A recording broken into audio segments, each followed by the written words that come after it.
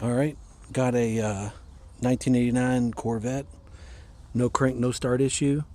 Hasn't been driven in a month or so. Kind of thought maybe it was mice. Checked everything. Checked the fuel pump relay. That works. It gets fuel. Relay's not turning on.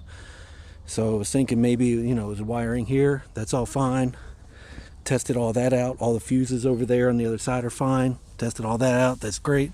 Wasn't getting any type of security light that you usually would get like on the dash if there was something with the security. All that was fine. Tested all the wiring here. Jumpered the clutch. Jumpered the starter relay. And all that troubleshooting. Tested all the wiring up there for the starter switch, ignition switch, and last but not least, it ended up being VATs. So I had to get that. The key wasn't working, and so I just bypassed the key.